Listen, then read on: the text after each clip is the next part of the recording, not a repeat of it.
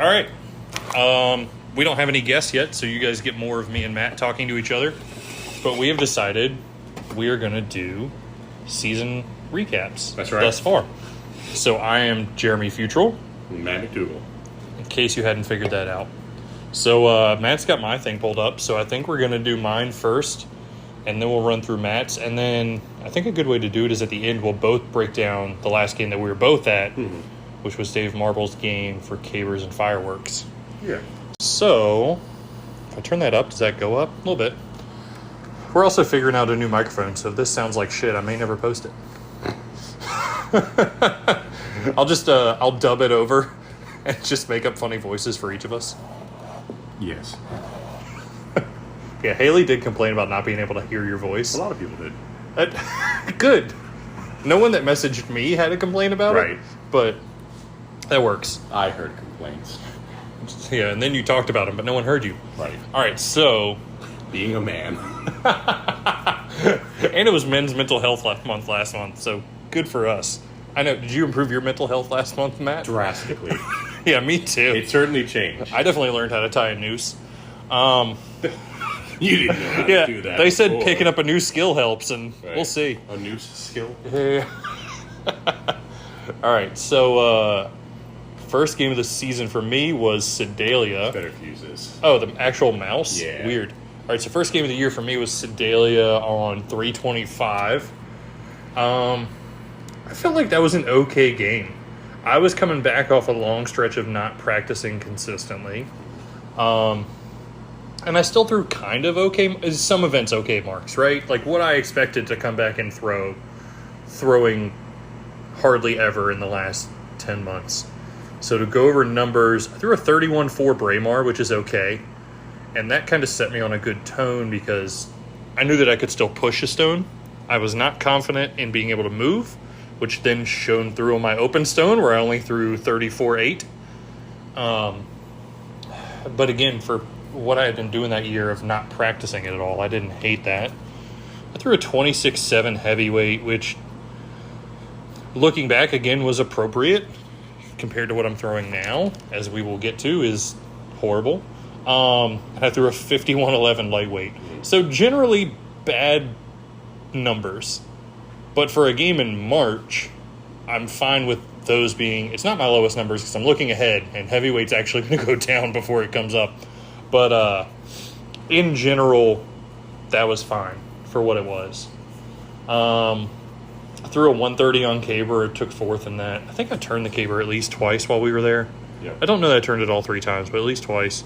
I threw a 25 sheaf, which by point standards is not a bad sheaf throw, being 25 and up. But for me, that's not a good sheaf throw. I threw a 13 wob. That, unless something has gone horribly wrong, like we will get to a game that I threw in the absolute downpour of rain where I didn't throw a 13, and that's fine. But there should not be days where I don't hit 13 anymore. That shouldn't be a thing. So it was a consistent thing. If you look it up in NASGA, it says I took second Jordan Patty.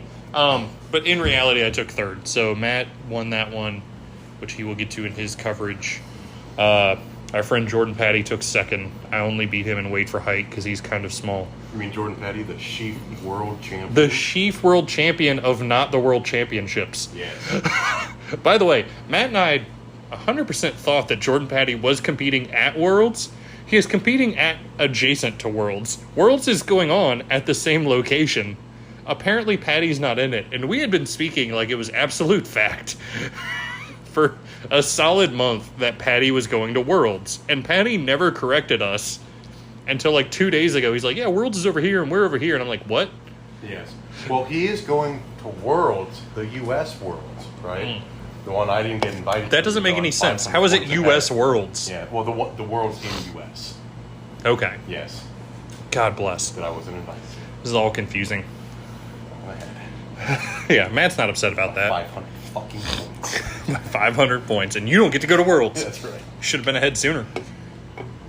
If I would have had a light hammer score in, I would have. Yeah. And if frogs had wings, they wouldn't bump their ass on the ground. And if NASGA was a good system, it would show I took third at this game. But it doesn't.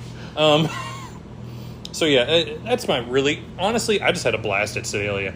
It was my first game back in a while. I was throwing with a good group of people. Like, I was happy just to show up and not throw worse than I thought I deserved to throw coming back after a longer hiatus, really. You know? Yeah. Like, that was really all I'd set out to accomplish. I wanted to feel a certain way leaving it, and I felt that way leaving it, and that was a fine way to open the season for me. Now, next year, if I open my season with a 34 open and a 26 heavyweight, I'm going to drive into a tree. But that's for next season. So then, like a month and a week later, we threw Montpelier, which I also threw with Matt. So I will try not to talk about him too much, but let's see.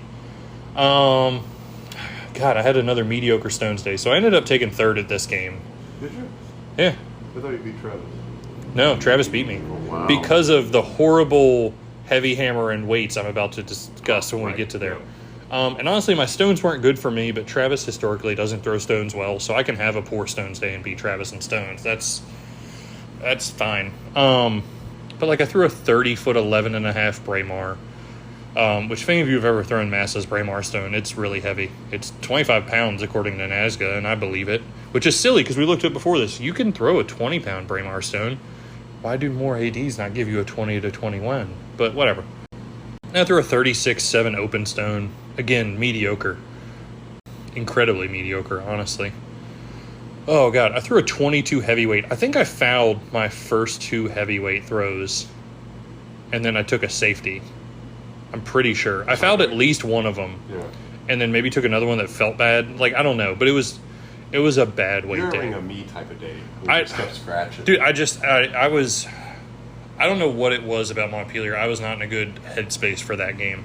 Like, hypothetically, a month after Sedalia, I should have been coming up, and I didn't. So I threw a 22-foot heavyweight and a 54 lightweight. God, awful. I mean, honestly, that lightweight really isn't far off for me. But that one hurt.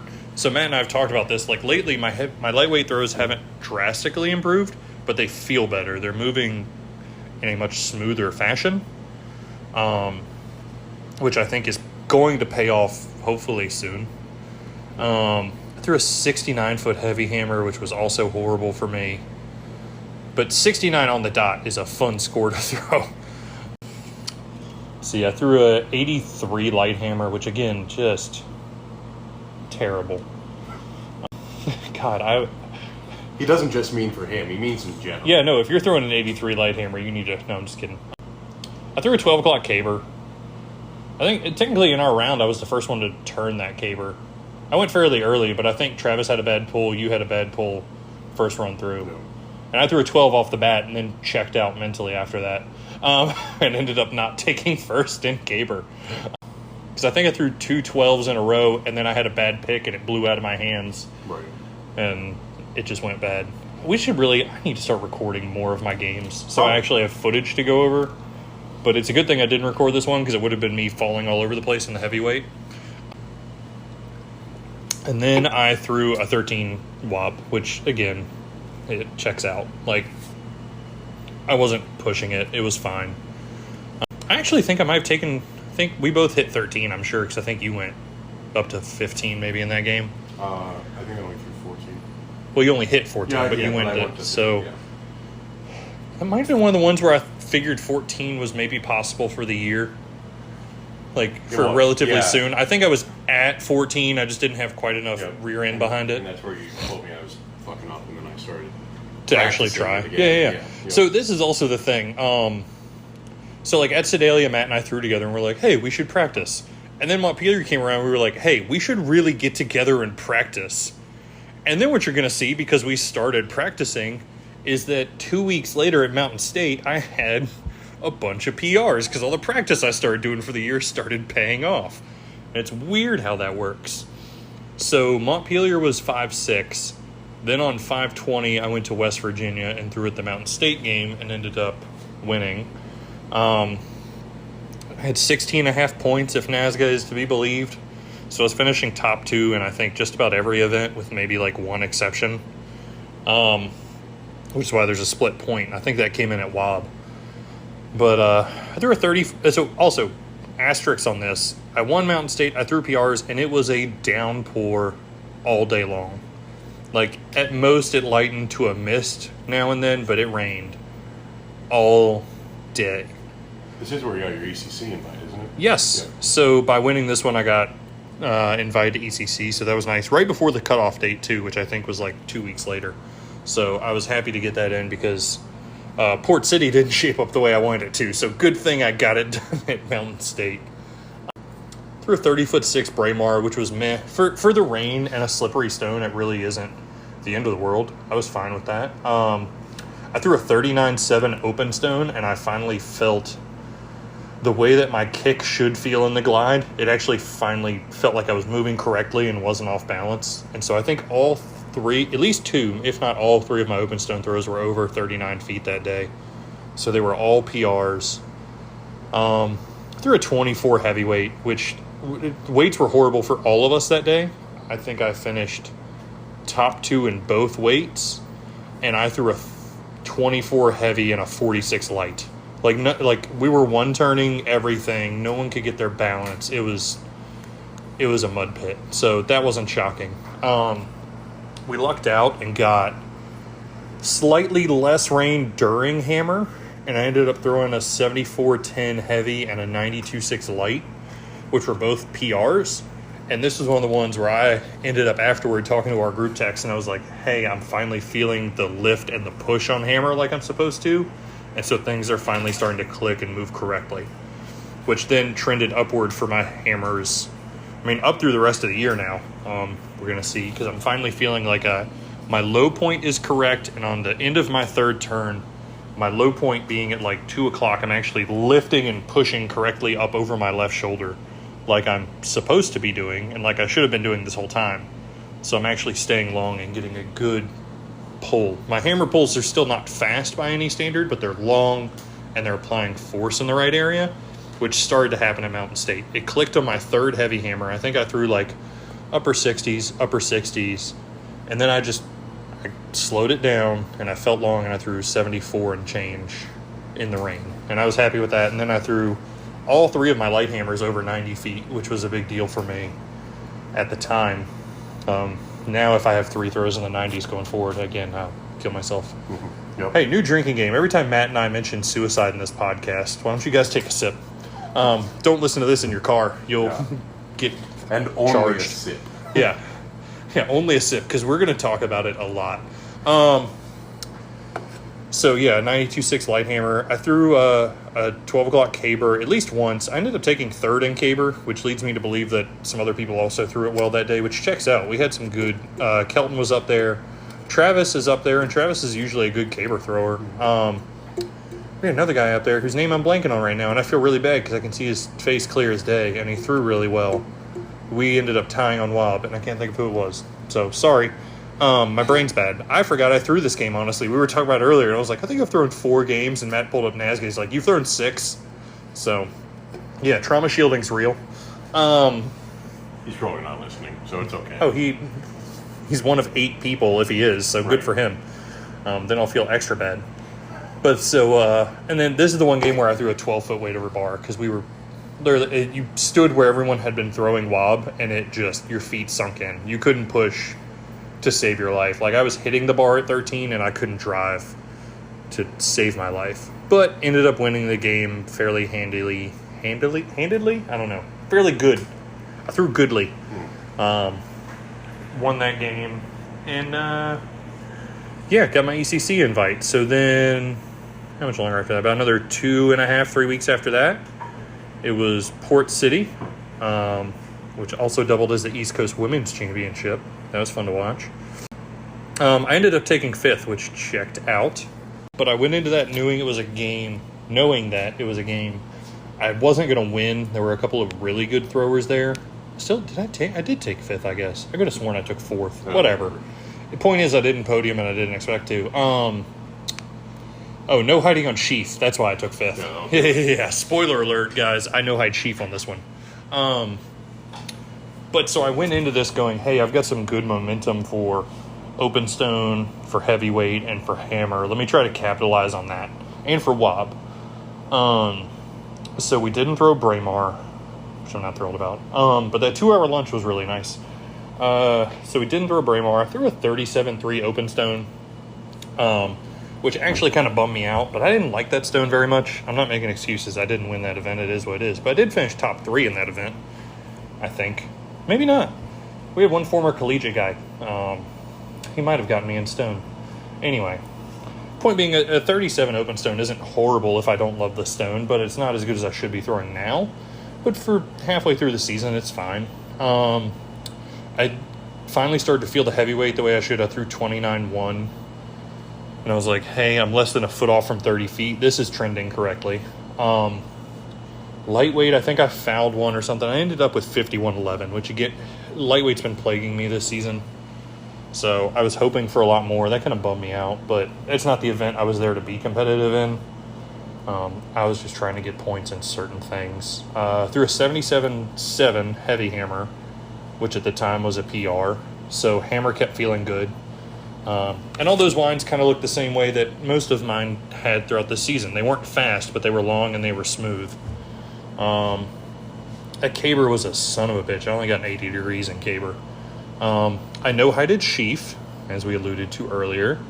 So I had some really good pulls. I was going, like, I came in at 20 and I was throwing 23 plus on just some nice easy openers, but they were all coming off my fork early and all hitting the left upright. So Thor gave me some advice and we tried to fix it on my last pull and it just didn't work. It flew off to the left again and I got to go to the beer tent while some of the better sheaf throwers on the East Coast went up to like 30.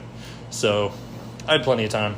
I polished off a whole pitcher, which is how you should handle no hiding, guys. Go get drunk. Threw a 13.6 weight over bar. So me and only one other guy were still in at 13. It was one of the events I came here to be competitive in, and I said, hey, are you good if we go 13.6?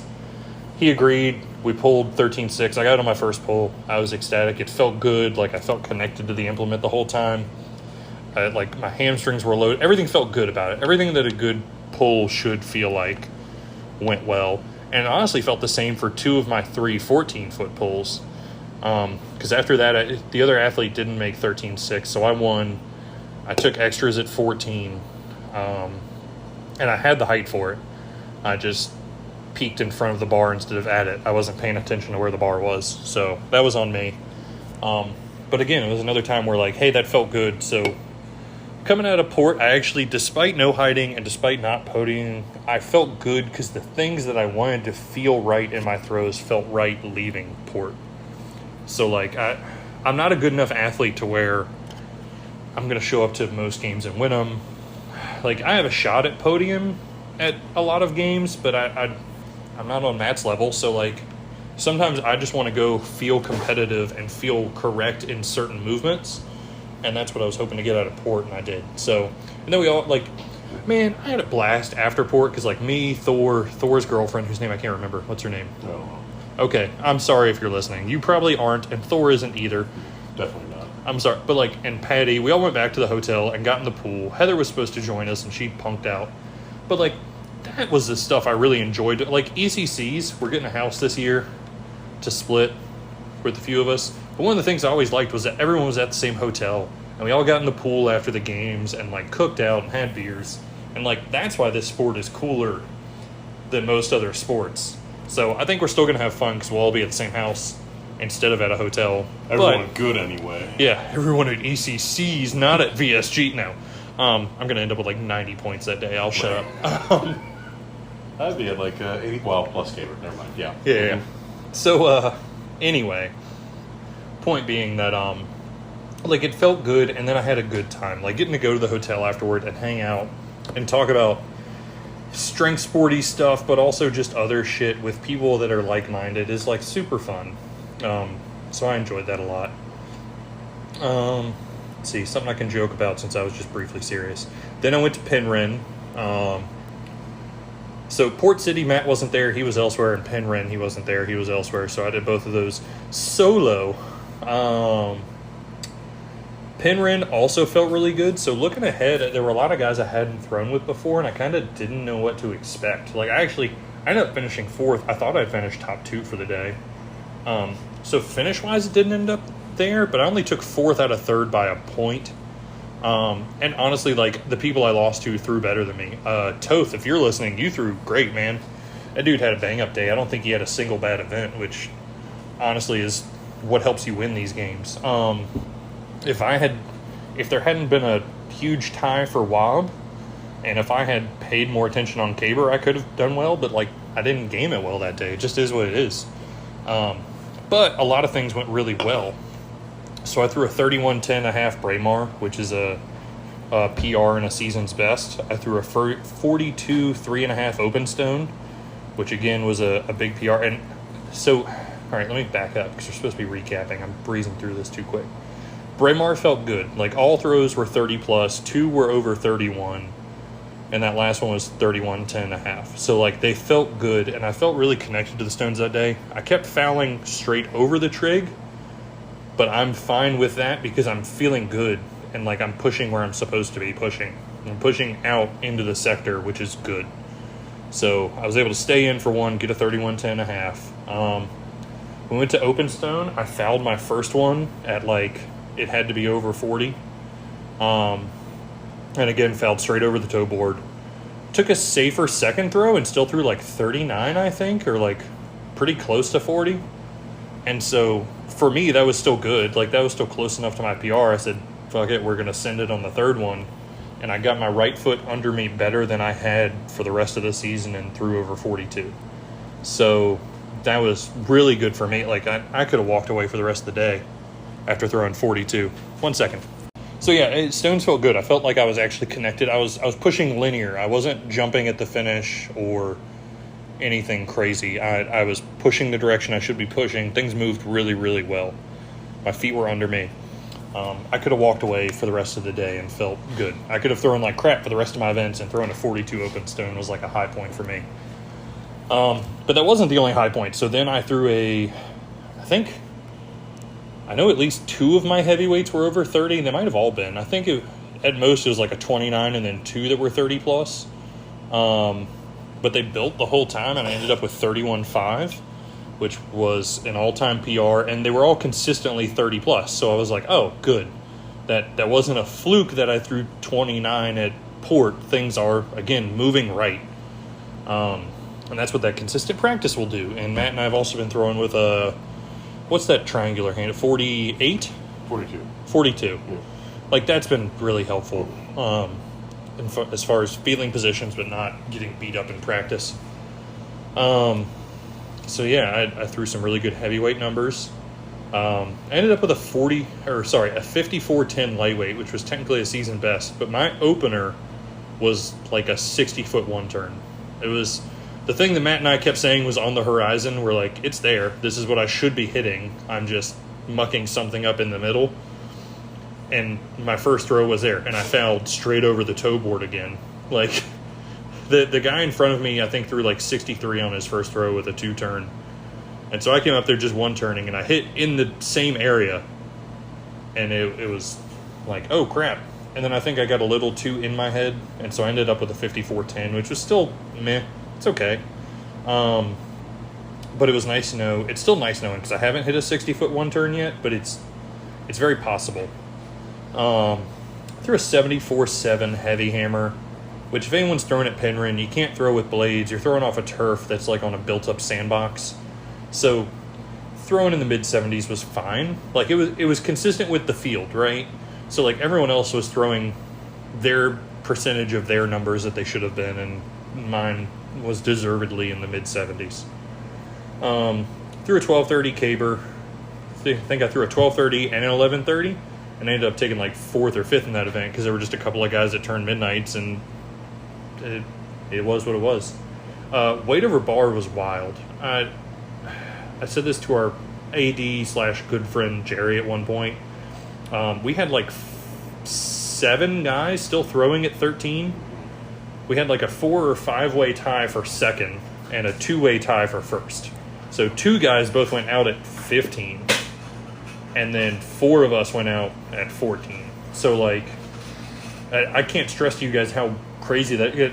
Usually 13 is the pop-off mark at most games. You'll have maybe 3 guys still in, and then 1 to 2 will make that, and maybe 1 to 2 will move up to close to the 15 range. Like, that tends to be your gap.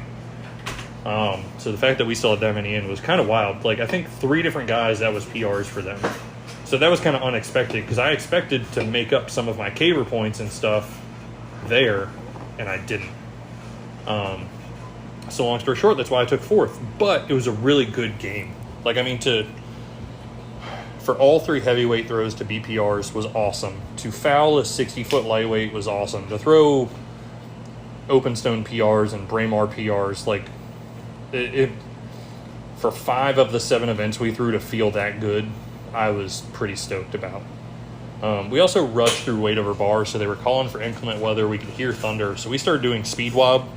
So there were very little rest periods in between, and I could sit here and play maybe I could have made 14 that day if, but we all threw in the same speed wob, and I still didn't beat the people that beat me, and that is what it is.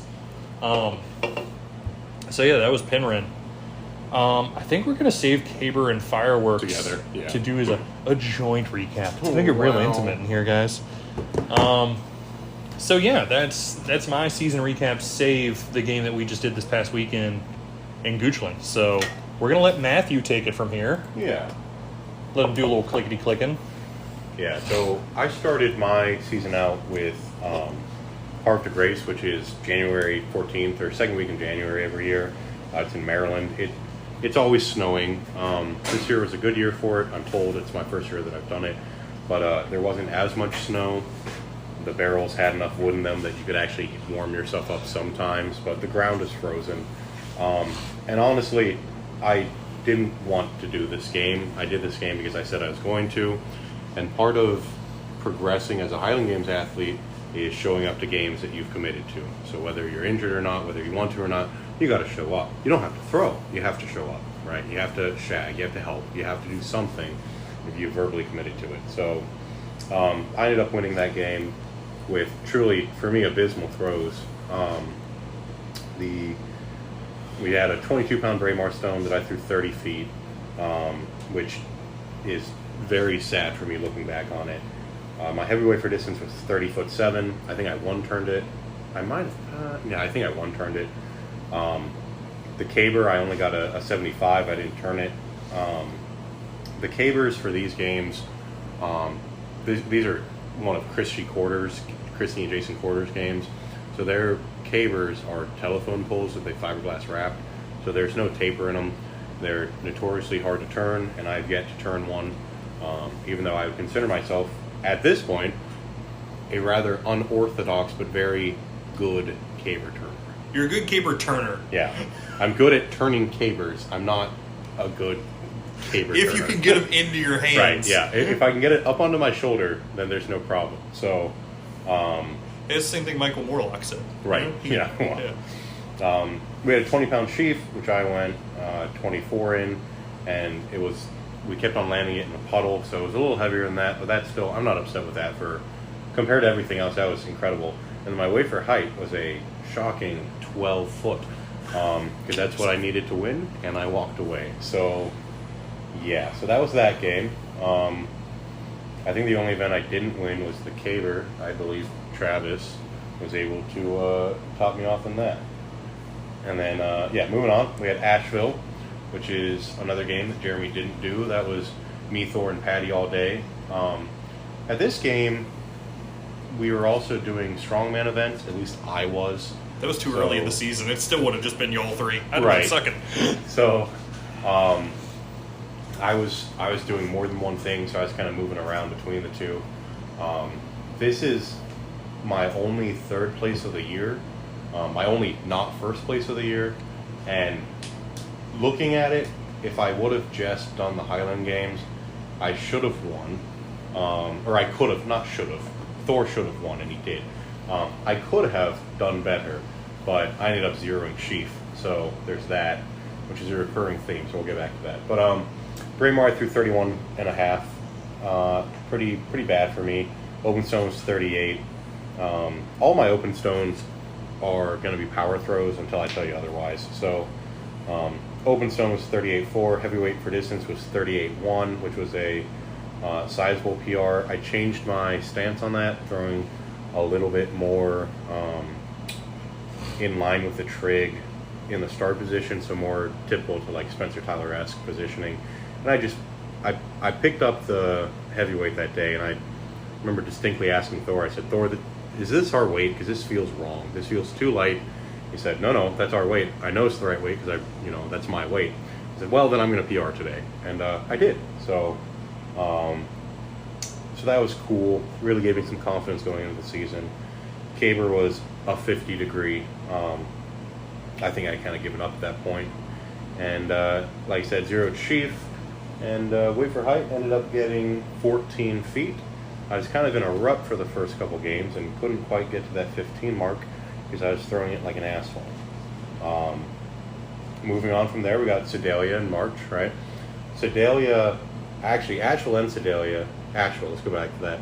I was training for the Arnold still. I got invited to do the Denny Stone record breaker at the Arnold's for walking it, trying to get a world record there. Didn't quite go to plan. But yeah, so Sedalia was 3 weeks after that, so I was still kind of beat the shit. But I did a little bit better. I'd been working on my weights more, and that came through. So I had a 37 Braemar, much more my speed. That's actually my season's best so far. Open stone was 40. I talked a lot of shit for heavyweight warming up because it felt really good, and then I kept on blowing out the left side and ended up one-turning it and threw it 27 feet. So there's that. I managed to get my shit together for lightweight, ended up throwing a 69.5.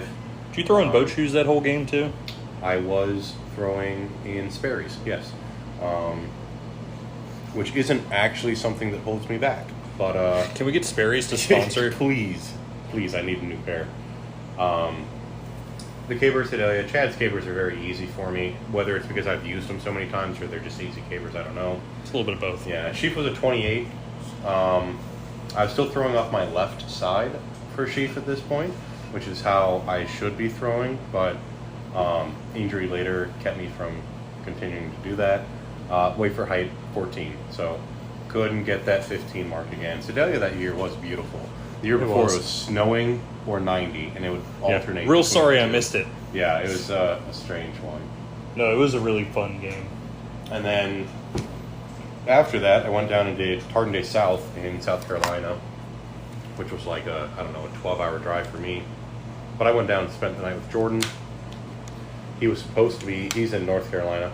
He was supposed to be competing that day, but he had just, hurt himself again somehow. So he didn't actually end up throwing, but he was still gracious enough to drive down with me. That was Jordan a really, hurt. Jordan hurt, shocker. But that was a really hard-fought game for me, actually. That was me and Brett Bracken all day. And Brett Bracken is a good, 6,300 to 6,500 point athlete. He's also a gym owner, I believe. And he's one of the 3 or 4 gym owners that are in the Highland Games that I know personally. So he's a good athlete, he can train consistently. This was kind of his first game back, so it wasn't a great day for him either. But it was a pretty bad one for me. Braemar stone, I threw a 31. That South Carolina, the shag stones are just, I hate them. I hate them so much. I don't know why we still have them. Anyway, so it was a 31-foot Braemar stone. But you know what? Everyone you throw against that day, right, throwing on the same stone. Exactly. Yes, well, Brett beat me on stones, and I don't normally lose stones, so I was second on Braemar, I was second on open, I powered through a 38.10. The reason I'm power throwing in this part of the season, to clarify, is I was still 395-ish, and I could not stay on my toes. So I'm a rotational thrower, I'm too fat to glide, and I couldn't actually rotate, so they wouldn't go as far. Later in the season, I've managed to lose weight and get my calf strength starting to come back up. I rushed it a little, but we'll get to that. But so my throws and the stones and the open stone progressed pretty rapidly here. Heavyweight for distance, I threw a 34.4. Couldn't quite get into that one, but not a bad mark at all for me. Anytime I'm above 33, 34, I feel pretty decent about heavyweight. Lightweight went 34.11. I won both the weights, so that pulled me back into being tied at least. And I think Willie slipped between us there, so that right. So that gave me the beginning of the lead. Lightweight, I couldn't accelerate. It was too rotational. Heavy hammer, I threw an 8110, which not a bad hammer throw for me at the time. It was pretty decent. I actually went to this game because I thought it was a full 9, and I was trying to get points in so that I could get invited to Worlds, because Worlds invite go out very early in the season, and we ended up not throwing light hammer, so that was a bummer. Very frustrating. Caber was so light that we started throwing it with one hand, and then we actually had a speed caber round where we scored ourselves based off of time. So the second we picked it off the ground, it was how fast could you turn a 12. Anyway, very light caber. Sheaf, I threw a 26. I don't remember what was going on. And then wafer height, I threw 14. So another piss poor game, I'd say, for me. That's a game where, looking at the numbers, I think Jeremy might have been able to beat me that day. Not a dig on Jeremy, but just a dig on myself for. No. But I don't take it as a dig because I'm not in that same place. I'm a top 50 athlete, not a top 10 athlete, and I like to think that I've gotten myself consistent. But I've also ramped up as the season's gone. So we talked about this earlier. We could play mid-July Jeremy could beat February Matt. Right. But that's not who I'm throwing against. Right. So. Montpelier was a little bit better for a game for me. That was. I finally got a light hammer score in, so that was. What's it like to have a good game at Montpelier? Because. Yeah. Braemar's 34-4. Open stone, I decided to try to spin. So my first rotational throw was, I took a power throw to guarantee the win so I get the points. But then after that, I took a rotational throw. It was 40, it was 43, 6.5, so a little bit farther than a power throw, but not by much. And then I actually decided to crank into one, and that went about 47 to 48. But that scratched horribly out the left side, and it was like, all right, well, okay, so there's something to work with here.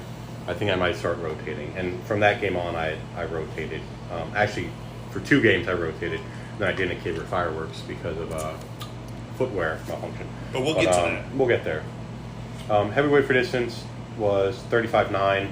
That's a good mark for me. I was happy with that. I wanted more, but I always do. Lightweight for distance. Oh, sorry, I'm reading the wrong one. Sorry, I skipped ahead. Stay on Montpelier. Yeah, Montpelier. I skipped ahead there. My bad. Weight for distance, 32.8. That's what I thought. I didn't think I threw that well for heavyweight. Yeah, no. It was something about that field did not make for a good weight day. No. I don't remember what it was, because in theory we're throwing off of dense ground with grass. Right. It shouldn't have been bad, but I feel like none of us had a good weight throw day. Yeah, something was going on. I managed to crack into 70 for lightweight, so I threw 70'8". We got both hammers in. Yep. So I threw 81.9 and 110, which are, the heavy hammer is down for me. Light hammer is, my one turns are 110 all the time. I don't necessarily ever add to that, but I'm very consistent in the 110 and inches range. Caber was a 12, wafer height 14. Wafer height at this game was good for me though, because Jeremy got a video from the side and was pointing out that I wasn't throwing it like a thrower. I was just good morninging it. So it was all ass hamstring, 0 quad. And so going forward from there, I managed to turn around and throw 15 at the next couple games here. Carroll County was an awesome game for me. So 33-foot Braemar, 25-pound stone, so fairly heavy. Not a great opener. But I don't ever know what to think about Braemar, so it all comes down to 5 pounds different on a rock. 20% makes a huge difference. It does. For throwing. Also, I would make the argument that stone shape gets really important at that point. For sure. Because when you add 2 pounds of stone into an area that makes it hard to tuck, Right. or hard to get your elbow. Like, that's one of the ones where I see the most variance stone by stone. Yeah, like 2 pounds on the wrist versus 2 pounds on the fingertip where you can flick are very, very different. Whereas, like, when you're talking about a 16 to 18 pound open stone, I can just adjust where I'm tucking it or where Right. I'm holding it, and you can't do that with Yeah. 23 to 25 pounds. Yeah. It just doesn't. Yeah, and so this was Carroll County was on the ground we were on is where they do tractor pulls, so it's compacted clay. So I don't think I might have been wearing a pair of throwing shoes. I don't remember. No, I was wearing cleats still. But so in a pair of cleats, ended up throwing the open stone. I rotated 47-11. All my throws were 47 plus. They were in a good series there. My heavyweight, my first throw, I scratched kind of intentionally. I know you're not generally, that's not something that's normal in Highland games. It's very normal in track and field. If you don't like a throw, you don't waste everyone's time. You just walk it out the front. So I intentionally scratched, which upset Jerry, but like it is what it is. And then I threw like a 32, and then I threw a 35-9. So I managed to get my shit together there.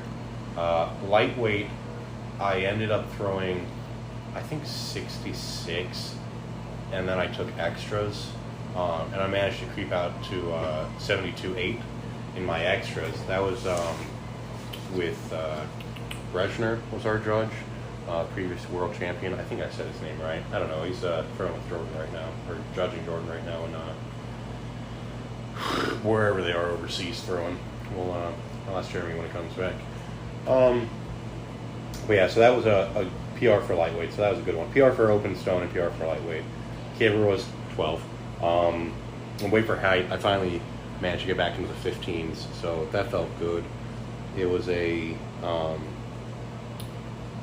close game though, because I had to win every event because I zeroed sheath before weight for height.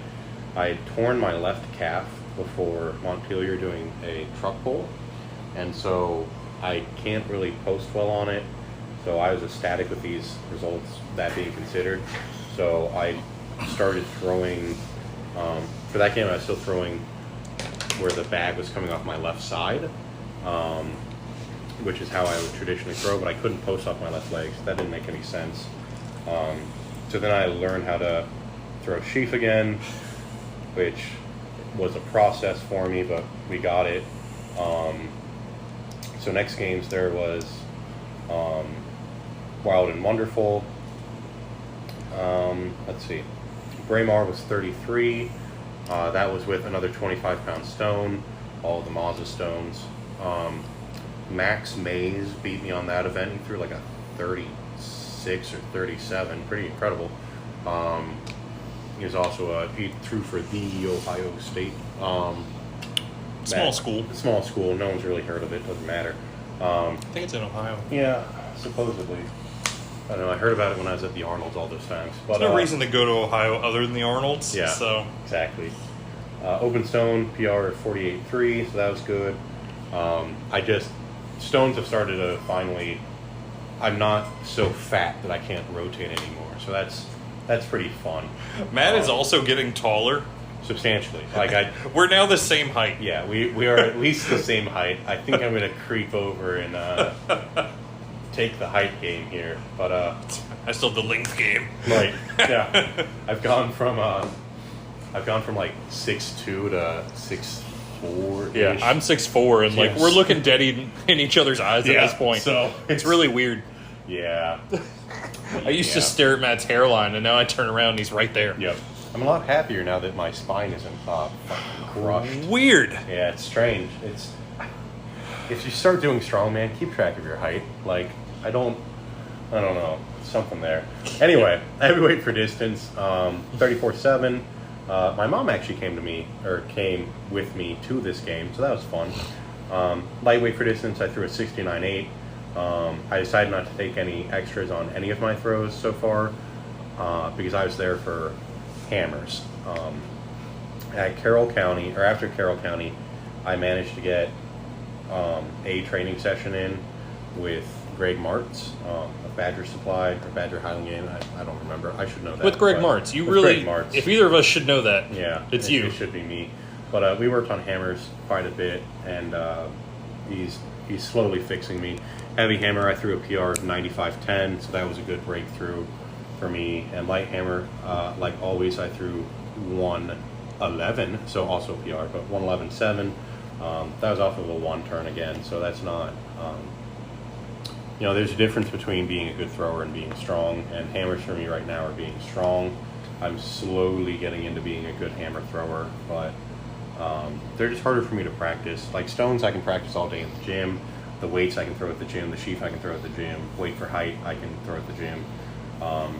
But the hammers are just, I don't trust myself to do the right hammer drills on the grass I have here, because I know I'm gonna, destroy someone's car. So anyway, but yeah, PR in both hammers. So that was PR open stone, PR both hammers. Caber 212s. Sheaf I threw 30. That was my first game where I was like, all right, I can actually throw off my right arm. So I'm still throwing backwards sheaf for most people. And another 15 weight for height. I didn't actually need to throw the 15 weight for height. We threw that before the sheaf, and I should have not thrown it in favor of throwing sheaf. Would 14 have won it for you at that game? Yeah, 14. I won at 14 already. So I have kind of a bad mental hang-up sometimes when things feel good. I thought I could have gone to like 15-6. Yeah. We're going to talk about that come Cabers. Yeah, exactly. Which is actually where we're at now, is Caber and Fireworks. Where did your calf become a problem? Did you cover that when I stepped out of the room? Yeah. Okay. So that was right after Montpelier. Okay. Kind of before Carroll, but really, yeah, it was somewhere in there. It might have been before Montpelier even. Okay. It was definitely before Montpelier, because I was happy.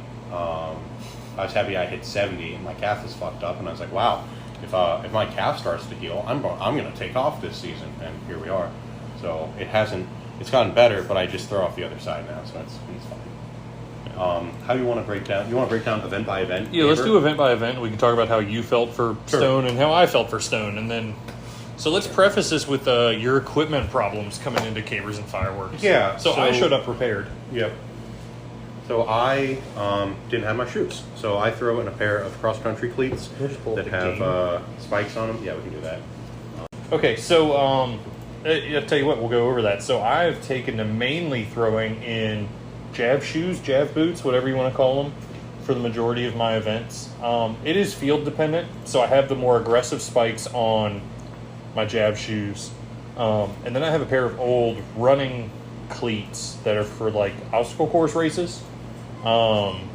Is what they're designed for. So they have like a softer cleat, and those are really good for the games where honestly there's almost too much turf and I feel like I'm going to not be able to rotate. And then I have a pair of tennis shoes, which honestly I've stopped even wearing tennis shoes for caber and weight over bar, because I have found that, one, I don't want my feet to slip forward during caber when I go to plant and pull. And on weight over bar, I noticed when I was wearing just general trainers like my Nobles or something, my feet would actually almost go forward, because when I start to pull up and apply force on the 56 moves in front of me, I would watch videos and my feet would actually scoot forward. And that's energy I should be driving up that is now going forward, and that's not helping me. So I've almost kept on those soft cleats during caber and wob, just so my feet stay a little more in place. Yeah. But so Matt has been throwing out of... Yeah, so I throw in cross-country spikes, and I can adjust the spike length just like track shoes if you've ever been around track and field. But they have places for spikes in the front, so right now I'm just throwing with not all of them filled and with incredibly short spikes. They're narrow shoes, so they feel like throwing shoes to me. Rotational throwing shoes for track and field are notoriously narrow, but that also gives you less surface area, so you can rotate faster. So for me, that's just a comfort thing, but I can do all the events in them. I choose to wear lifters, like Olympic-style lifters, when I'm throwing height events. Less so for the lift, and more so for the wider base that I get out of them. Sheath, sometimes I'll throw in Sperry's. But yeah, so for this game, I only had my throwing shoes, track and field style throwing shoes, which are incredibly slick, a pair of lifters, and my Sperry's. So I try to throw the Braemar Stone with my rotational shoes on, and that was fine. What'd you think of the Braemar that we threw there? I thought it was fine. I think I could have. I think I could have thrown it a PR if I wasn't an idiot. So if I would have taken the time and put on the right pair of shoes, so I could have dug in my right foot to the ground some, and really driven out over the board, then and if the board was tall enough. But, Yeah. So if we're going to start from the base, we were throwing off yeah. of a very short trig, which is going to become a problem for both of us. Yeah, that comes up. So that was, I think I like the Braemar stone. I definitely could have taken better advantage of it, but I didn't, because I wasn't thinking about stones at all that day, and I didn't have the right shoes. So by the time we got to open stone, I was still in the wrong shoes, and then I fixed it later. But I was Braemar for you. I threw 35-4 for clarification. Yeah, so Matt threw 35-4. I threw 31-4, which, to be 4 feet behind Matt in a stone event, I'm not upset about. And 5 foot in front of the next guy. Yeah, so that was kind of... You're going to see a pattern when we're breaking... So Matt and I both had a very good game, despite his footwear problems and being in his own head a little bit. Yeah. So I threw a 31-4, which felt okay. Like, it felt fine. My back was still a little tight. I think on a different day, feeling a little better, it could have been a PR stone. Mm-hmm. It's a relatively light for a Braemar. It's not one of these 27-pound, Right. crap rocks. It was a little weird to tuck, but it was all in all fine. Weird shape, but you could actually get it under your throat just fine. Yeah, if you found the right spot. The fact that, God, some people will just grab a stone and chuck it, and I'm like, could you actually take a second to figure it out? Because, man, capitalize on what you're given. But yeah, it was a good stone. And so, yeah, the breakdown was Matt threw 35, I threw 31, and the next highest throw was 26. And so we kind of had that all day. We had 2 relatively new throwers who threw decent numbers for what they do. Josh is actually doing fairly well in some of these events. Improving fairly quickly. He's becoming a good B thrower. Yeah, for sure. Corey threw okay. He came and did his thing. This was his 3rd games or something? Yeah. Yeah. So honestly, for that being the case, he had almost no foul outs and, Right. threw. So good for him. And then Travis threw a Travis Day, which stones aren't typically great for him anyway. So that's kind of the breakdown. Is Matt and I are really not horribly far off from each other in stones, and then everyone else kind of fell down where they usually fall. Yep. So yeah, Braemar felt fine. The short trig got in my head a little bit, Right. Because especially following Penryn and fouling straight out over a toe board, I've gotten kind of used to trying to use the toe board to keep myself from fouling, and we didn't have that option when it's only 4 inches off the ground. Yep. But yeah, that was Braemar, and it felt okay. Yeah. For open stone, I felt really good going to open stone that if the grass wasn't wet in my throwing shoes, I think I would have hit 50 that day. I like the stone a lot, but I tried to rotate once and I just couldn't. So I ended up power throwing the open stone through 41.11 and a half, which being said is a pretty decent. That's not great for me. That's a pretty decent power throw. I liked the stone. I felt explosive that day. I was still an idiot and decided to be in my throwing shoes. And honestly, if I would have switched over to Sperry's and just rotated like a MSA or South African, or just a glide, a decathlon glide, Shuffle. right? For reference here, something that I've started picking up doing is pushing events when field records are up for grabs that I think are viable. And if I think I can PR, I'll push it. But if it doesn't feel like it's there, I'm not going to bother with it.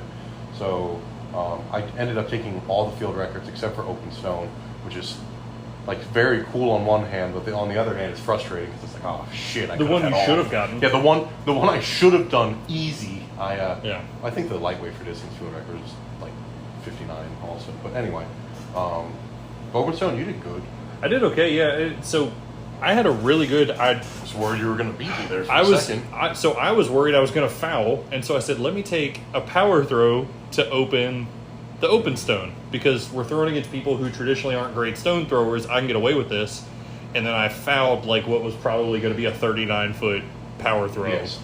because my right foot did what it should do and jumped forward, and I literally just skated over the top of the trig and planted it a foot in front of the trig. Right. And I was like, well, that plan didn't work. So 2x2 post was our trig. right, it felt like it. But So then I fouled my opener, which was kind of a bummer because it was supposed to be a safety throw and then I could add to it.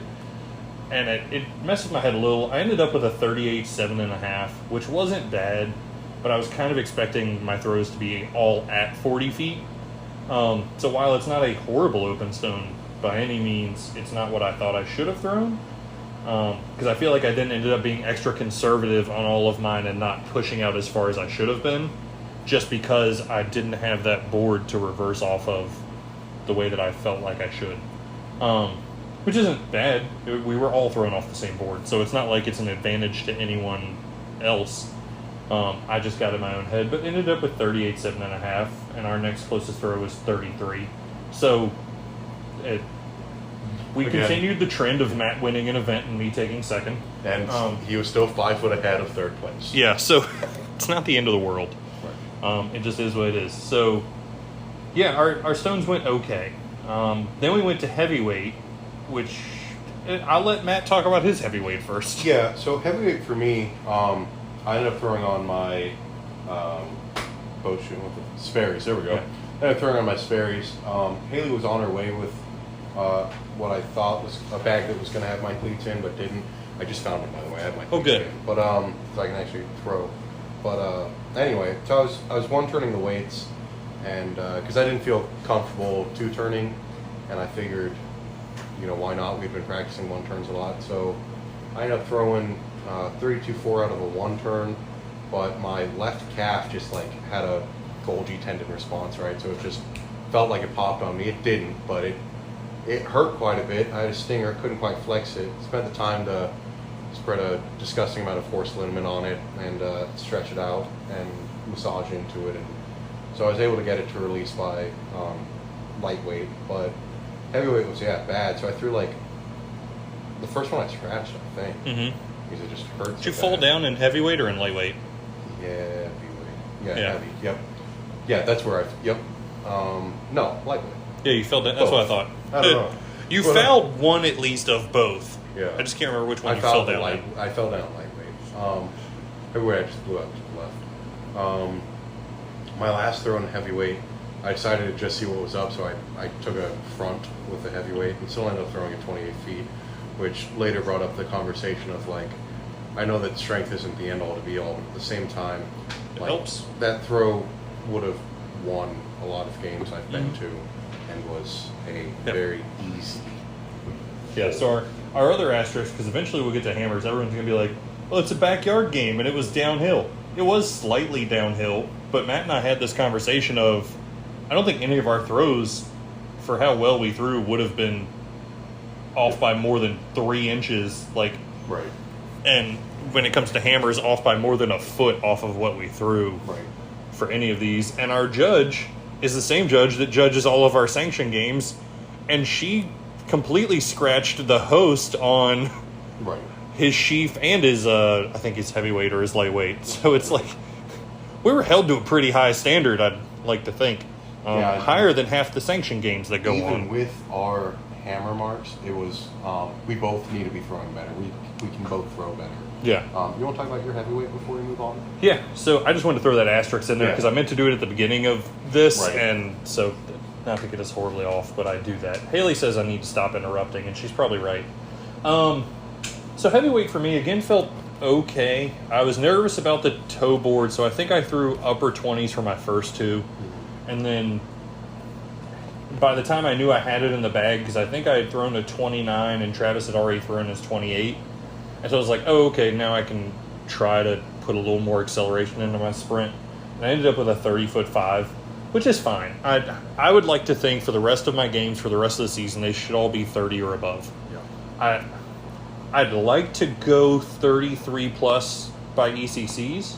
I think that's very reasonable. I think I'm on track to do it, but I don't think I should have a game where my top mark is under 30 going forward. Yeah. I think we can peak it right and get into hopefully what I'd call the 25% of 30s, that 32 to 33 range. If I cranked out a 35 by the end of the season, I'd be fucking pumped. Yeah. But if that doesn't happen, I'm also perfectly fine with that. But I shouldn't leave a game with a mark under 30, barring weather or injury or something weird. So, and I pulled that off. I hit 30'5", which is what I wanted to do. I wanted to make sure, I want to keep my games above 30 going forward. So it felt fine. The weight felt fine. Everything moved okay. It didn't feel as good as my other weight throws, but it wasn't horrible. I wasn't mad about it. Honestly, kind of an unremarkable 30-foot day. Yeah. Like, it moved fine, and it was what it was. Yep. You know? So, on to lightweight, where Matt can talk about his winning throw, but where he also ate shit.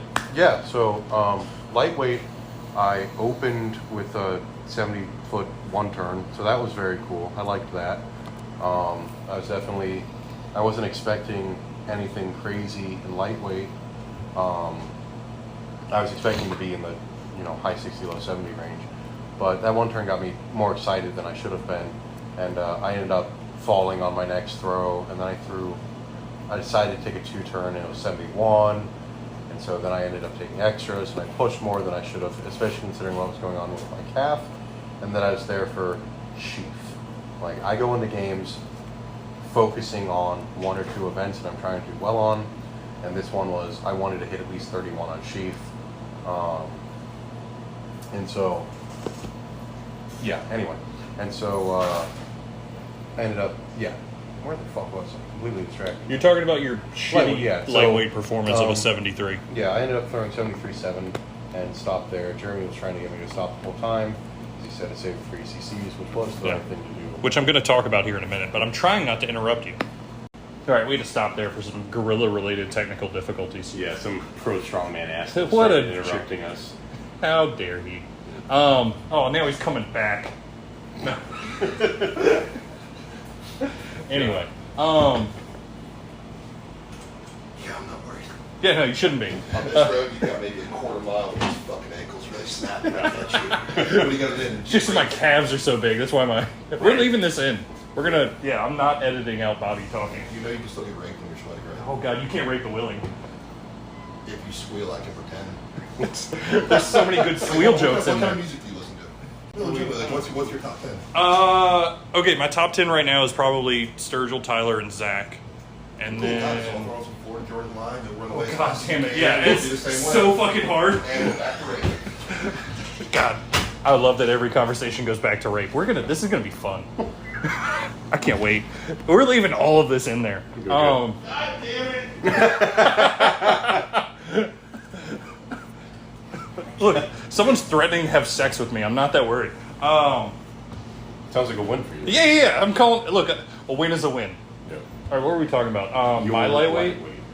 No, my lightweight. Okay, So, yeah. Jeremy Let's was finish trying Matt's to lightweight. Convince me not to throw because he'd rather I throw PRs at Yeah, I want you to ECCs. throw it at the games that matter. Yeah, so- not one where you've already won the event. See, the Fuck it. thing is, I was throwing PR and they felt like shit. So I knew if I could actually, not throw like an idiot. Yeah, what good are training partners for? Right. I should amp you up when it matters, and I should tell you to slow the fuck down when it matters. Yep. But, in normal me nature, I ignored that. All right, your turn. Okay, so yeah, amidst trying to tell Matt to stop taking extras, my lightweight went mediocre. So, I think I fouled one again.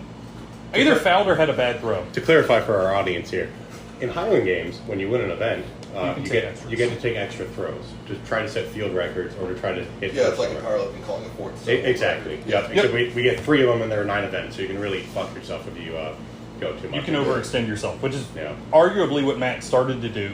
Yes. Because his calf acted back up. And this is, while we both got good points, this is technically a backyard game. Yeah. This is not the one to win that's going to necessarily matter. No, I meant nothing. Yeah. Yeah, it got us a couple of points where we PR'd, and that was Yep. it. So why the fuck were you potentially risking a severe injury to throw lightweight in non-good shoes in a game you've already won against only one person that matters? Because let's... Are you the person that matters? Yeah, in this field, it's you and me, bud. Yeah. We may not be in the same percentile, but I'm not... Yeah. Anyway. So I tried to dial Matt down. Anyway, my lightweight throws. I had an okay opener. It felt smooth. It just didn't go horribly far. I added a little to the second one, and we both went, oh, let's take a 2-turn to see where it goes. And I threw a season's best of 56.11. It is what it is. It was my best lightweight throw of the season, but it's still not where it should be, but it felt okay. What is your PR in lightweight? I think comp-wise, technically that would have been my comp PR. Okay. Because I think I looked back and it was 55 and change. Right. I've been claiming 57, but I actually may have been wrong. Right. So anyway, technically, yeah, they should be over 60. I'm still not happy with my lightweight, but it is what it is. So I threw 56.11. It was good enough for second. Basically, every time Travis threw, I tried to edge him out by a foot, and I pulled that off because I didn't want to take third. Then we moved on to hammer, and this is where we actually both had really good days, I think, despite you not having blades with you. Right. Um, Well, I don't throw in blades though. True. I've thrown in blades once, and Yeah. it wasn't an instant PR, so I stopped throwing in blades. But I'm going to start throwing in blades over the summer as me and Greg get my hammers. Yes. Something respectable. So you want to take over light hammer? We'll let Yeah. you go first. Or- Whatever event you win, you get to go first. So you're going to go first on all yeah. of them. So we'll start with heavy hammer, actually. Yes, But, sorry, heavy hammer. So first heavy hammer I threw in my Sperry's. We were on a slight hill, and my ankles were lower than my toes, and that felt like shit on my calf. Yeah, we were throwing downhill, but it felt really weird because we also weren't standing level. Right. So I ended up, that throw was just bad. I think I scratched it, didn't I? Did I scratch I think that you first did. heavy? Yeah. You may have tried to. I stepped straight over the toe board. I was pretty close to it. Or I normally slam my left foot into the trig when I reverse in the hammer, when I actually drive off of it. So I ended up scratching it. Pretty normal. But I went and switched out my boat shoes for my ollie lifters, because that way I'd be, heel slightly above toe or at least level. From there I ended up throwing 91 something, and then another, I finished with 91.11, but two of my throws were in the 90s, so I took that one fairly easily. I didn't think I was going to pop off into the hundreds that day, which is kind of the next big benchmark for me. So I just, I like good enough to be good enough there. Yeah. My heavy hammers, so the first one felt weird for that same reason with the toes being elevated, especially because I do throw in blades, so I try to stay on my toes, and it just, being at that angle was weird. So my first one was nothing to write home about. But once I got that figured out, I was actually able to start trying to add speed on my second and third throws, and I ended up with an 82.6. I think 2 throws over 80. I think maybe my second one was like 80 or 81, Yep. and my third one was 82. So you actually sped up as you went. yeah, I actually threw well. It's fucking crazy. Yep. But no, those went well, and it boded well for light hammer, which was to come, which was, it felt good. It felt long, and it felt like there was an actual increase of speed from 1 to 2 to 3. Go ahead and actually lead up light hammer. Yeah, so we'll lead off. I'll take light hammer. I threw a really nice little PR. I ended up with 103.10, but I think I had 2 throws both over 100. I think I was 101 and then 101 and then 103. So that was it was like 97, 101. yeah, they were all PRs. So it was 97, then 101, then 103.10. So knocking on the door of 104, and that's what I feel like my hammers should be, in the 80s and in the 100s, like with where they are right now. And I think that to throw 82 and then 103, I have more room to build as the season goes. Because, again, this is the first game where I actually started to try and add speed to them, and I think it paid off. So if I can actually do that, because watching the video, they're still not fast. They're faster than I normally throw, but that's just because I have long arms. So I think if I can start putting more speed to them, we have more to go. But both of those were really nice, sizable PRs on nice hammers on a nice field. Which, again, weird that if you give your athletes something good, they do good. It's a crazy concept. But that was my light hammer. Basically, they all went faster than usual, and then they all went further than usual as a result of being faster than usual. So that was a good day for me. We didn't cover this in light hammer, but it was kind of the same thing. Matt threw a 91, I threw an 82, and then the next closest was a 76 in heavy. And then in light hammer, Matt threw well, and I'll let him cover that number, but he was a little ahead of me. And then our next highest one was 94, so and I threw a 103.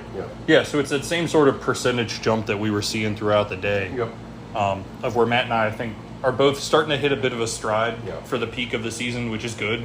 It's what we should be doing. Yeah, so I took my light hammer was was pretty good. It was awesome for me. I always want more. I think I can definitely hit more. But I opened up with a grip and rip 110, and then I did I added one more rotation on it, and I ended up throwing 110 again, but it was not, it wasn't any faster, right? So like I added an entire rotation, but my release speed was still the same. So on my last one, I decided to really crank into it, and just not crank into it as far as intensity, but try to make it faster, which is the opposite of what I normally do. So we were talking about a light hammer. Yes. Okay, so on my last one, I managed to speed up a little bit. I actually got a good pull on it. It was lifted in the right direction too. I've started to feel the swing down as well as the swing up. I've been throwing as if I've been power cleaning this whole time, so I can always throw about the same distance because I get the ball low and in front of me and I yank it. And so on yanking it, I can throw it, 105 to 112 range, but I knew I wasn't going to progress past that without adding 50 pounds to my power clean, right? So trying to be a good athlete here, I've actually taken advice and trying to feel different positions and trust that just because it doesn't feel like I'm pulling something as hard or pushing something as hard, that it is technically better and will go further. And so I was able to feel it on my last swing, the swing down, and then just carrying it up and pushing it out to the left side. Ended up throwing 117 on my last throw. I did take an extra, and it was 116.11, and I thought, again, I'm here for sheep. Yeah. Like, that was a pleasant surprise, like a good PR. But I should really be in the 95, 115, 120 range right now. And I am, but that's one of those that I just have to trust. It's not like the weights where intensity and trying harder and trying to get my feet to turn faster and all that drives up the number. Hammers for me right now are just like, it doesn't, because I was yanking the shit out of them, it doesn't feel good to throw far right now. I just have to let it happen. So that's a bit of a learning curve for me, but it's worth it to me to pursue that because, well, Yeah. I'm tired of my positioning. I want to do better. And I can't say enough for that because all of my PRs have been position-wise, not speed-wise for this year. Right. Like, I'm not as fast or as strong as Matt is with these implements, so all of my weights climbing have been a testament to hitting positions correctly and getting the length out of the implement as opposed to speed or anything else. No. So that takes us to caber. What'd you think of that caber? I thought it was fine. Like, very long, very wobbly. Walk us through your caber attempts. Okay, so my first attempt on caber, I picked it, lost it to the side, and bailed. I said, that's okay. Again, I have a bad mindset for caber sometimes. If I've won the first 6 events, sometimes I get to caber and I'm lazy. So that was a pretty lazy pull, or a lazy attempt. Yeah, you didn't even get to a full. Yeah, I didn't, exactly. So I was in last after the first round. Well, tied last after the first round. Yeah, Travis was winning caber after the first He round. was. And then after that, I took it for a little dance and ran around for quite a while, it felt like. And then I ended up saying, you know what? That's okay. I've wasted so much energy. I'm going to try again next time. And I bailed and I let it fall. I didn't even take a pull on it. So I was still... After a really cool dance. Your second one had a lot of spinning. There's, for sure. So yeah, so I ended up bailing on that one. And then the last one, rather than doing like the closed grasp pick that I've been taught to do and I've been trying to do, I just went back to bear pawing it. So I just jammed one hand under it and one hand on top, and I pulled it straight up, walked a couple steps, and turned it. So, Which you turned to 12:45. It Yeah. wasn't perfect. Which for reference, This caber was probably, 20... it was the longest caber I've ever had. For Yeah, sure. for sure this season for me, if Yeah. not ever. It was very long, and it had a lot of whip to it. So it was not solid in the aspect of, like, it would flex in the middle on you. Like, The only other athlete who got a turn on it was, I believe, previous lightweight world champion Dave Marble. So he's through a 10 o'clock. I threw a 12:45. So yeah, I feel really good about Caber right now. That gave me a lot of confidence going into ECCs here, where we're throwing, a 22-foot. I have to get my back stronger for that one. Right. Like the weight on that one's going to be my biggest problem. I've started doing sumo high pulls again to try to like narrow stand sumo high pull, like frog stand, Eddie Coleman style sumo high pulls, where I'm actually like Francis Brezhner style, pulling it above my head, not high pull as into my chest like a normal person, but like pulling, 275, 315 to above my eyes from a sumo squat stance. I need to do more rector work. I don't know if it's going to be GHR or what it's going to be, but something to work on my glutes and my lower. Reverse hypersman, and no spinal compression, decompression even. We actually have one of those at Iron Belt, so that'll be nice. Traction and So then Caber, I felt good on all three of my picks. All three of my picks were textbook picks. I just got my timing wrong on then all three of my pulls. Yeah, the picks were better than anyone else's. It's something I've worked on, of actually being patient and not trying to. Patience has been a problem of mine in all of my throws throughout the years. Right. And so, like, I'd feel it, and I know it was bad against my shoulder, but I'd try and pick anyway instead of taking the time to reset. So I've tried to stop doing that and to actually get it right, weirdly enough. So all three of my picks felt good. Like, I was able to stand up, and I didn't have to move around to correct. I stood up with the Caber, and I was just standing up. Yeah. Which is how it should be. According to Nazca, I pulled a 75 and Travis pulled a 65. I think he actually... Did he beat him? Okay, I could have sworn that Travis beat me at Caber by like 10 degrees at one point. But I was almost certain that you got him. Okay, and I may have. Honestly, with a Caber that long and whippy, I'm not been out of shape that I didn't turn it. It is what it is. I think we've had a lot of very easy Cabers all season long, honestly, so it was nice to have a challenging one. And it makes me want to go back next year and turn that Caber. Kind of makes me want to go back in a week and practice with it. Right, yeah, no, for sure. I think Dave would be open to the idea of us having a practice day. So. I wonder if he'd let us host our clinic out there. It's not far from Lloyd's. Probably. Maybe. Hey guys, we might be hosting a clinic soon. And by we, I mean I'll be present while Matt shows you what to do. No, I'll be there to say good or bad. Well, you're a better technical weight for height thrower than I am. We have entirely different sheath throws. Yeah. So if you want to actually dip in and throw, go talk to Matt. If you want to reach and rip, talk to me. And yeah, I know I know enough to get a new thrower better at stones. I don't know enough to get a moderate thrower better at stones. Yeah. You know? Stones and weight for distance, I feel good about. And then hammers, in concept, I understand. Yeah. But I can tell you the basics of weights and stones to where if you're a newer thrower, I can say you're dropping your elbow, try this, or your feet probably aren't in the best position, try this. But as far as like what Matt is trying to do with my stones, like I don't know enough to get a 42-foot open stone thrower to a 45. Like that's where I need someone smarter than me at those to start fine tuning to get that last 7 feet. Something I will say on Caber was two of our competitors were offered a smaller Caber, where Josh Gibson specifically would have been able to probably get a 12. But For sure a turn. At the very least a turn.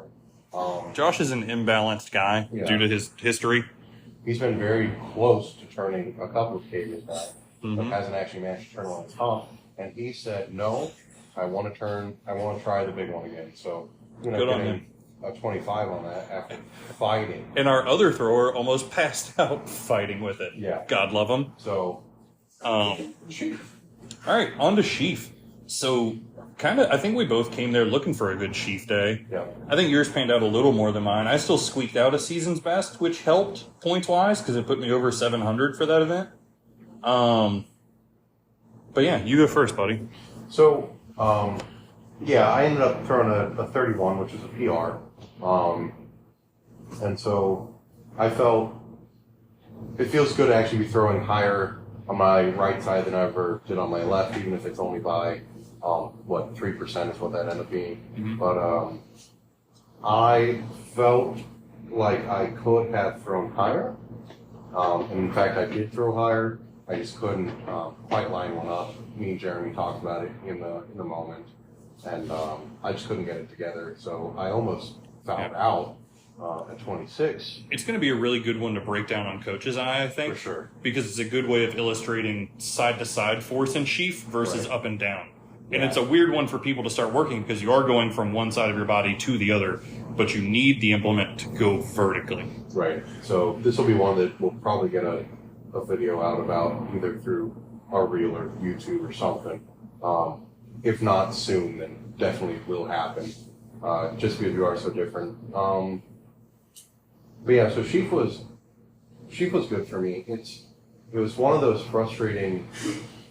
I get frustrated. Well, actually, we didn't wait for height first, but that doesn't matter. Yeah. But a kind of weird order. But at least for me, I get frustrated at games when people give me advice at this point when I am 7 feet above them. Well, 7, not even the distance above them that bothers me. What bothers me is, actually, if we're going to clarify, 9 feet above. But what bothers me is that, like, when I am, like, me and Jeremy have been throwing together pretty consistently. We talk about throwing. We have 3 group chats for throwing at this point. Yeah, At least SBC, Yeah. SPED, and Yeah, New and Camp. yep. So And Beaver Dam. and So Beaver Dam. 4. Yeah, 4. And yeah. So That we're both in and both more of the seasoned throwers in. Right. And yeah. But anyway, like, we throw together, and so we know, looking at each other, what we need to fix. We right? built Like, up how to communicate it to each other too. there are things that I'm not going to fix day of, and there are things that I can, right? And so it's frustrating for me as an athlete when I'm in a, because me and Jeremy do take the athlete coaching role for each other, right? So like when my coach is talking to me about something, and we are trying to actively fix it, and I'm clearly a little frustrated, but pretty close to doing what I need to do. When people try to talk to me as I walk away, as I try to clear my head, as I try to get in the right space, and give me what is objectively bad advice, it just frustrates me, right?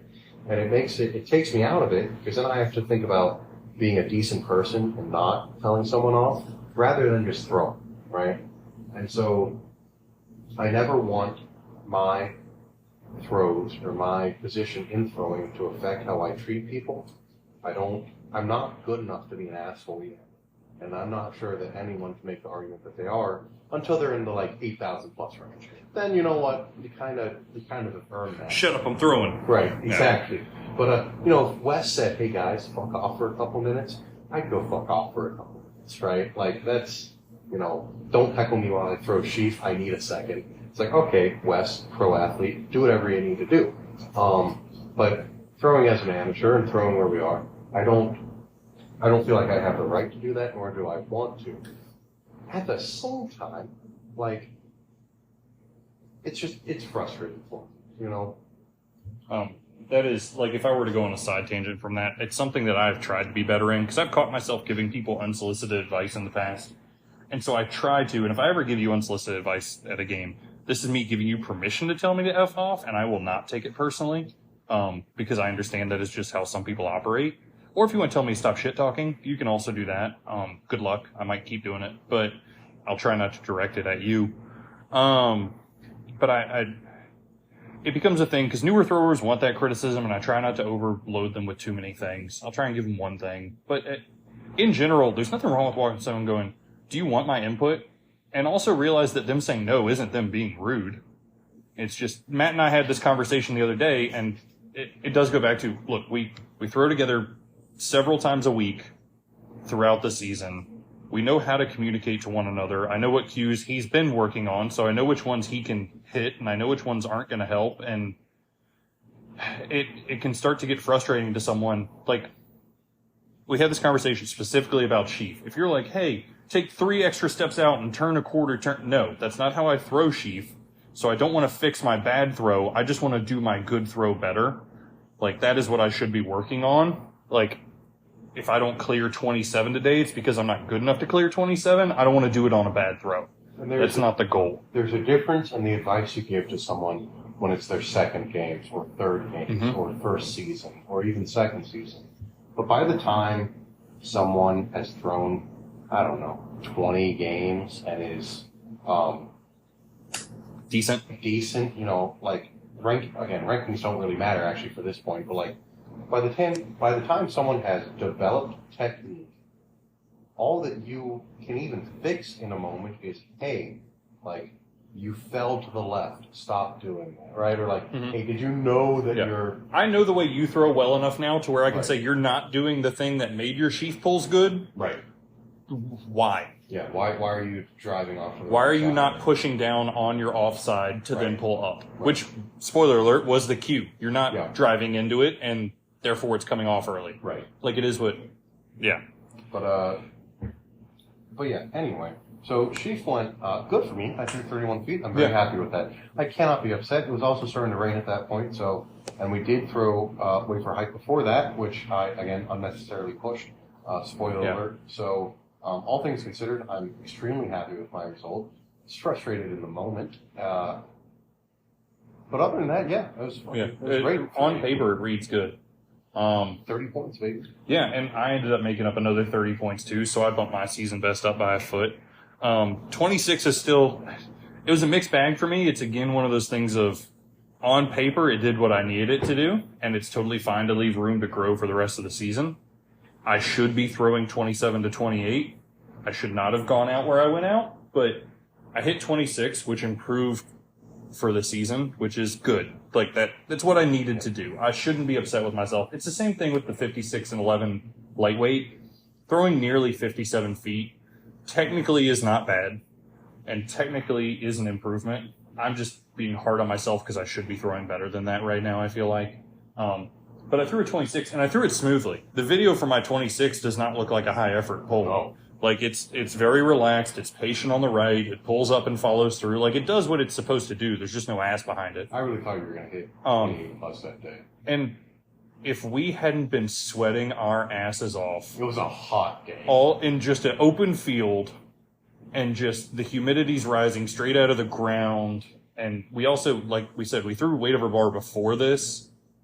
I think a 27 to 28 foot day would have happened, maybe. But that wasn't what the game was, and that's fine. I bumped my best up by a foot and got to over 700 points on sheath, which was the goal. So cool. You know what? Now that means that I can maybe hit 28 at ECCs, which would be cool. Or maybe even by Whitstock. The breakdown for top three on sheath was 31, 25, 22. 26, 22. Sorry. Give me my foot. 31, 26, 22. I don't know where I saw 25. Yeah, and then our new throwers no-heighted. Well, yeah, I guess they did, because we started the wob lower for them, but we didn't Josh was start. Dying already. He was. Josh had a muscle cramp that I thought he had torn his calf. It balled up at the top, and I was like, oh no. Because Matt's his ride home, and we're not leaving early. Yeah. Just sit there with your torn muscle. I still have to get sheath done. Yeah, buddy. Sorry. So, it was what it was, but I think we both walked away fine. So, technically now going backwards, we're going to talk about wob, because that's how it's done on the score sheet. But we threw that before sheath. So, Matt's going to talk about his wob. Yeah. And then I'll talk about mine. And yeah. So pretty run-of-the-mill. I won at 13 because I didn't have any attempts below that. So I didn't have to even do 14 or 15. I ended up doing 15. I felt like I could have PR'd that day. I'll start coming in at 13. Yeah, I felt like I could have PR'd that day until I took my first pull at 15. And then I decided to continue to pull until I got 15. Because I'm stupid, and I should have saved it for sheath. And I honestly should have stopped at 13. Because that's what I needed. So, it didn't hurt me yet, except it probably did. Because again, I was touching 32 a couple of times. So, you live and you learn. I won't do it again. So, it felt good. Everything was fine. Yeah, and wob for me felt okay. It didn't feel. I think it's again that really hot long day syndrome. And so I threw 12 as my opener and hit on the first. I threw 13 and hit it on my first. 14 definitely wasn't there that day. I think I took one pull at it and I was like, today's not the day to push for 14. So I did what I was trying to tell Matt to do all day, and this game is not the one to set that PR at. We'll save that for another day. And try not to gas ourselves out for Sheaf, which was the whole reason that we were here, was to throw Sheaf good. So why cost my lower back time and energy when I could not? So, but that was our rundown. We ended up, if you look at Nazca's, someone fix Nazca. Because it shows Matt in first with 9 points, which checks out, and it shows me in second with 25 points. I should have 18 points. Right. It doesn't matter. So I don't know why I'm mad. I'm just mad that we're using a database that's clearly flawed. Yeah, and as a recap of how I felt about the day in total, Okay, recap. I was ecstatic because I've won a bunch of games at this point, but I've never had a 9-event game where I won all 9. So this was my first 9.9 event game, and that's kind of a big landmark where, like, as someone that is trying to pursue this at a high level, turn pro eventually, or just be a good amateur, you got to start being able to win local games, right? So there are guys that have, like Travis in the past has always held me up on Caber, because if it's Caber I can turn 12s on, it's Caber Travis can turn 12s on, right? So it's a shootout for most midnights on Caber. Or if Jordan's there, Jordan's going to beat me on Sheaf. You know, he's thrown 33, he's a world champion now. But whatever that means. Nothing. Right. Or he could take me on the open stone. You know, Jordan's been known to throw in the high 40s.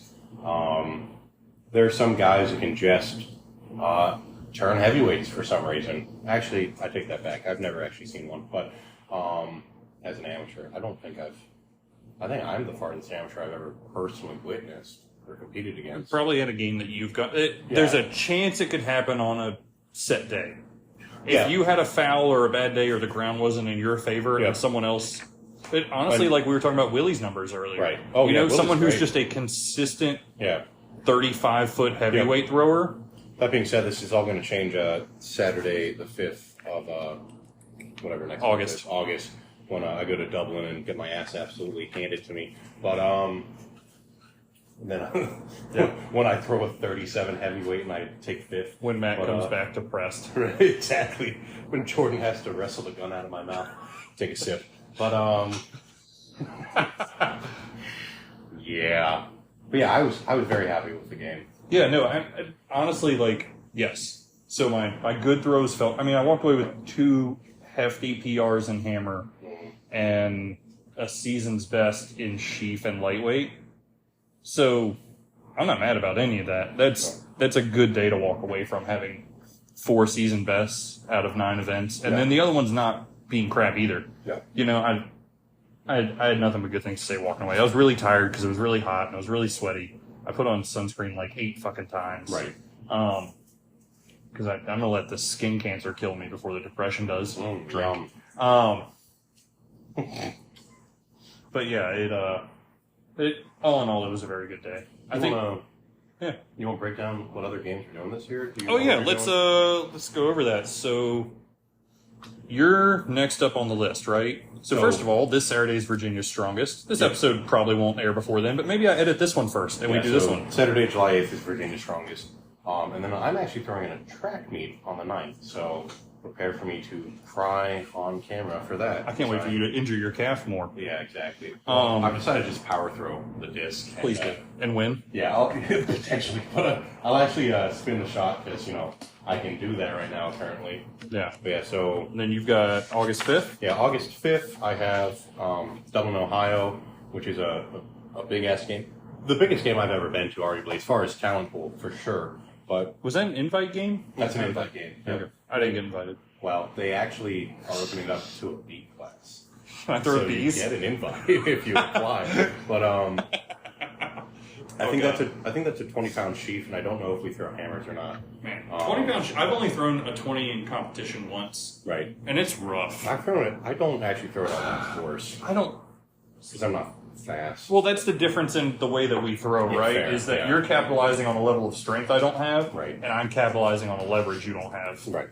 And so 4 pounds on a sheaf bag makes a big difference in that. Yep. Yeah. So the 5th for me is August, and then we are doing Woodstock August 12th, which is a backyard game, held by Gerald Witzman. He's an awesome guy, runs a really tight show. That, actually, I think Dublin is 9 event because Woodstock is 8 event. We We're only not throw an throwing 8? one of the stones, I don't think. I think he said 8 event. Okay, but I think we are throwing both hammers. We are throwing both hammers, but Okay. I don't think we're throwing I'm fine with not throwing one of the Braemar there. stones, right? I like Jerry's open stone. I'm not as big of a fan Right. of this Braemar, but Because we'll I, see. I know that my shows in order are 9, 8, 7. And then I have the main Highland Games on the 19th, so that's 3 in a row for me. But Woodstock, I'm not really going to put very much. Maybe I'll win Woodstock this You year. could. I'm not going to put very much effort into. Well, you know, it's me or Justin. I don't I'm know going to if put he's all the effort in the world into. But, yeah. And then the 19th, I have the Northeast Championships, which is one of the No Fame Games one. Because apparently Virginia is the Northeast now, so now you know. We're such a weird state. Right. Because we both get Shag in the Northeast and Right. Massa. Are and we it's- mid-Atlantic? By geography, yes. Yeah, Are we the Southern Highland Games? Well, we're the capital of the South, so yes. Are we the Northeast? According to every chart, We're I've part of ever the seen for DMV, work, yeah. right? Yeah, we're DMV. So We're the V in that. right, exactly. So I swear to God, I did not know what that meant. I had a CD out and I didn't know what DMV meant. But wow, give myself a drink. But yeah, so that's 3 in a row. Do you have any other than Woodstock in August? No, I think Woodstock, if we get a replacement for Green Hill, Right. I'm going to try to make it. But the Right. longer it takes to find a date for that, the more probability I won't be free for Yep. it. And then September, we have September 3rd, we're throwing an ECCs. That's a Sunday. We have some friends throwing Saturday. Yep, So, ECCs is the East Coast Championships.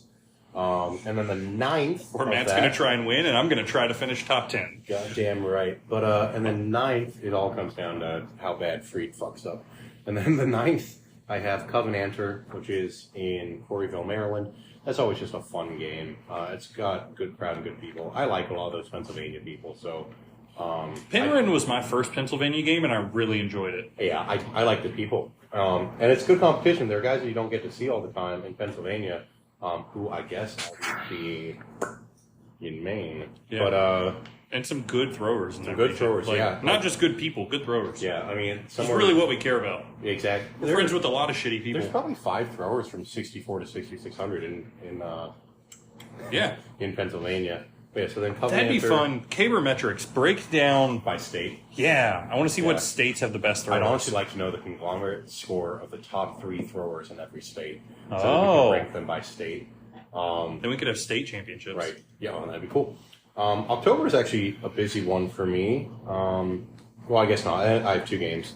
So October 14th is Radford, which is Jack Clark's game. Always have to go to Radford. Very fun. I believe I won last year. I think you did. Did I win or take second? I don't know. It was either you or Patty.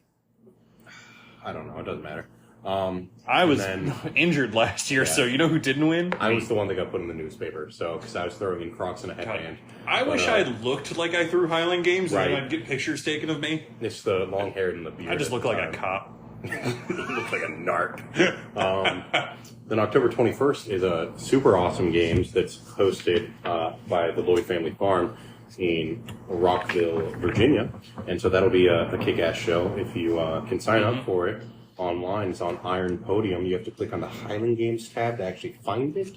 Or you can go to either of our stories or Going Rogue podcast page or any of those. And then, and then the 20th, we're hosting Static Monsters, Strongman Comp for the gym. Then November. And then a week after that is the Virginia Highland Games, which are 2 days before my birthday. Woo. So I'll be turning 26. Oh, I'll be And, turning 32 right after Woodstock. Yeah, very nice. Day after. So Then December, there's a possibility of me throwing at the Holiday Highlander. I'm going to make a donation either way because it's a good cause. Look them up if you haven't. Willie and Kendra Danzer run that. really salt of the earth. Yeah, good Great people. Like, just all around. Way better than us. Way morally more upright than we are. So, just better people in general. So, Yeah, and I'd say same. I would love to go throw at one of Willie's Highlanders down there. yeah. I think they look super fun, and they are for a good cause. I just have trouble getting free that weekend, Right. historically. So we'll see what happens. Yeah, my season is a little bit more open because I don't hunt as religiously as some of the other guys. Yep. So there's more time. For Trying to me. fill a freezer, man. Right. Who knows? Maybe I'll tag out in bow season this year and just have a really open rest of the. Yeah. Just have a fucking scorcher of a bow year.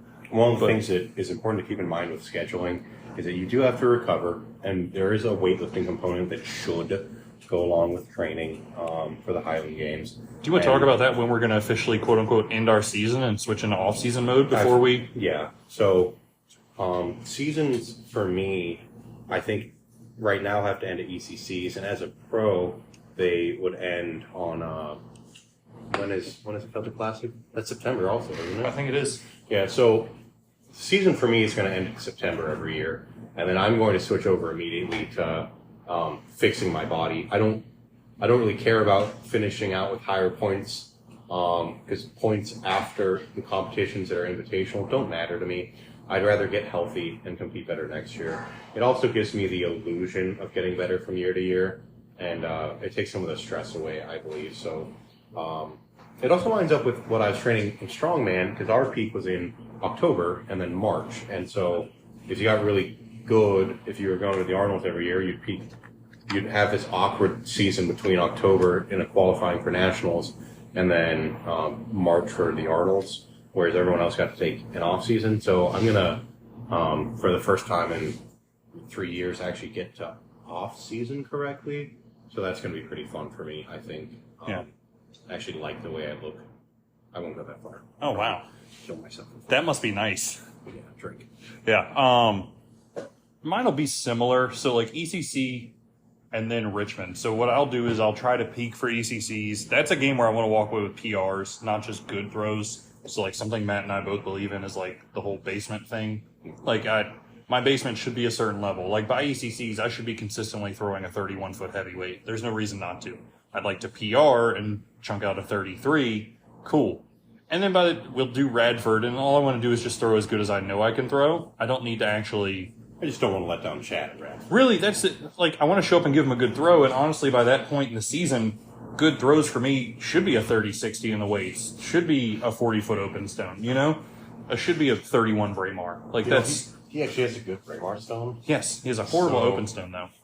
We might just, which lines up with getting stronger, we could eke out a Braemar at heavyweight. If I could throw like a 33, 34 Braemar, October, that'd be we can nice. go into a strength block. Yeah, so like that's kind of my plan is to actually go gym-wise more into strength and less into power after ECCs, but still not let it... I'll still throw 2 to 3 days a week. Maybe just not quite as religiously as we've been doing 3 weeks. Because I still want to throw well at Richmond. That's my quote-unquote home game. Like, it's a game I've always enjoyed, and I'm glad it's back. So I don't want any of you fuckers to show up from out of state and beat me at my home game. Like, that's really my only thing. Or at least I, again, want to throw as good as I know I can throw. If you show up and are better than me and you beat me, then good for you. Right, like Patty may show up from North Carolina. He won't beat me. Fuck that guy. He's always injured. By Actually, that I point know in the he's year. showing up because that's my birthday weekend. I have plans. Well, he's already half injured, so honestly, by Richmond, he'll beat me at Chief. Oh, yeah. I'll beat him at Wob. It's fine. If he can't use his shoulders. Yeah. So, but yeah, that's our off-season plan. I'm excited for that. I'm looking forward to bouncing ideas off of Matt as far as what off-season training should be. Because I think between his brain and my free time to work out after work every day, I think we could really put something neat together. So We've got some pretty strong people around here. That we do, one or lead us two. in the right Not that direction. guy, but whatever. He's got his earbuds in. Yeah. All right. Is that it, buddy? That's it. All right, what's our funny noise to end on today?